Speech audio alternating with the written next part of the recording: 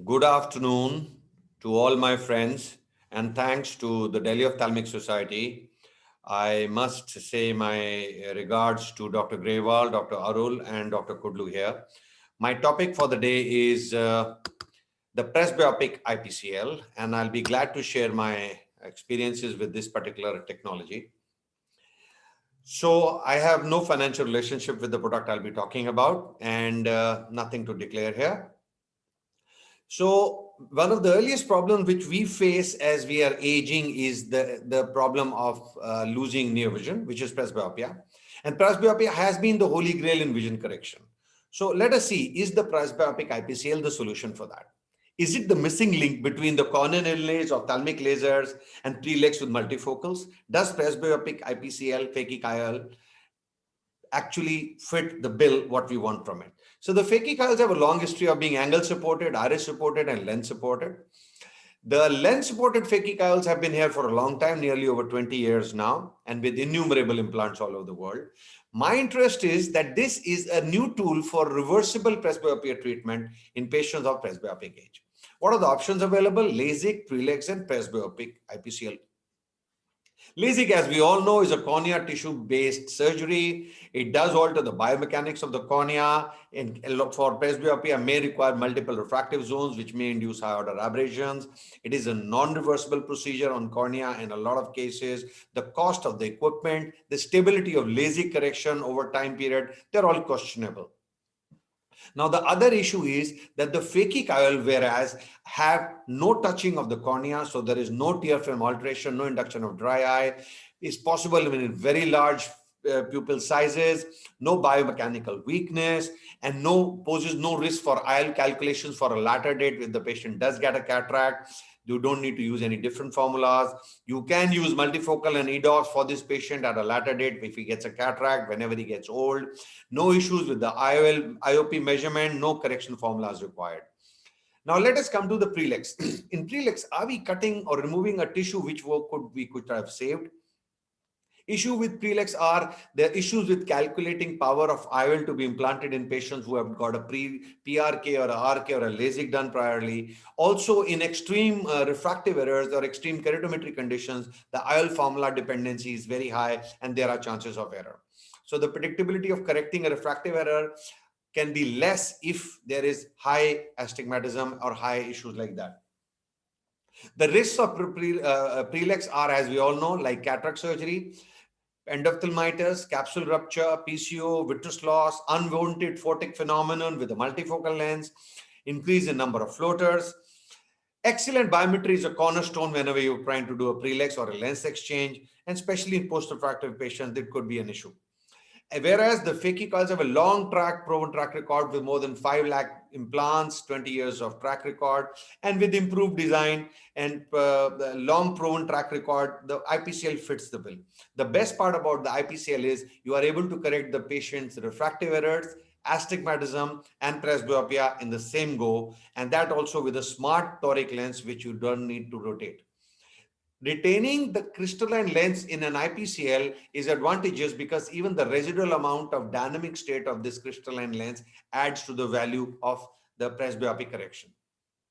The extreme powers available to correct the astigmatism and the refractive errors, along with the various choices of lenses, nearly 13 different sizes available in the IPCL and different optical sizes for different pupils, gives a large advantage over any other procedure, in my opinion.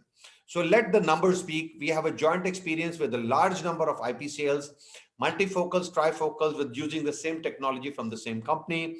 We've done more than 2,000 cases of IPCL, 17 cases of pure piggyback for post-pseudophakic, 8 cases of presbyopic correction with secondary and primary correction.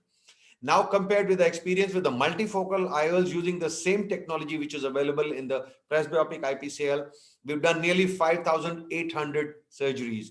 1,000 with the trifocal and nearly 4,800 with the bifocal.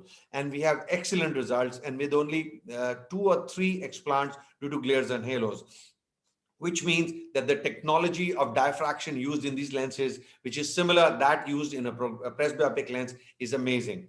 So the accuracy of the trifocal, giving a complete range of intermediate, near, and distance is fantastic. Using a presbyopic IPCL will have the same contraindication what you would have for a normal phakic IOL, history of uveitis, corneal dystrophies, or if there is any presence of cataract, then you don't, of course, go for a presbyopic IPCL, you go straight for a prelex.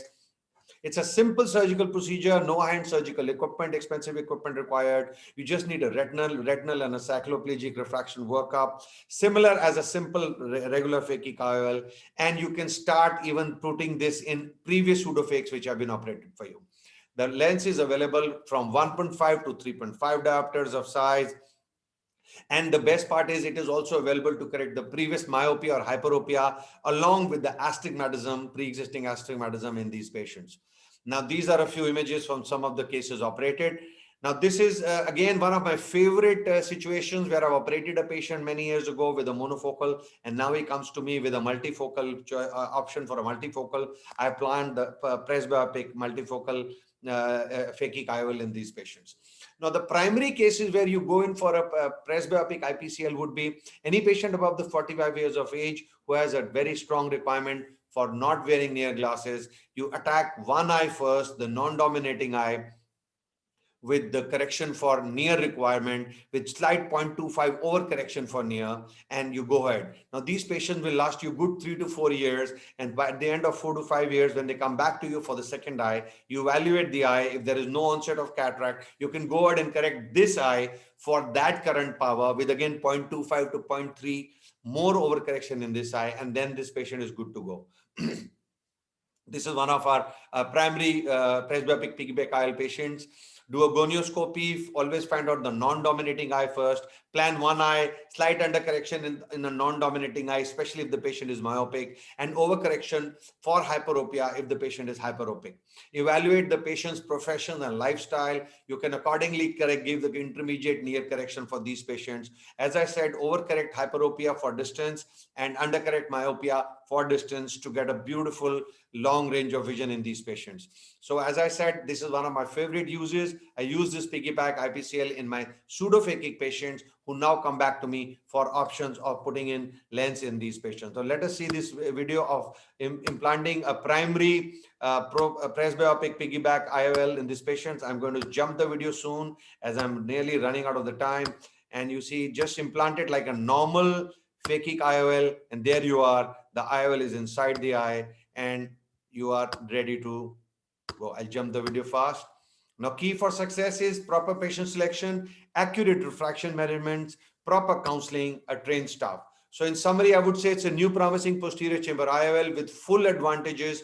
It's a first biopic diffractive phakic IOL available in the market.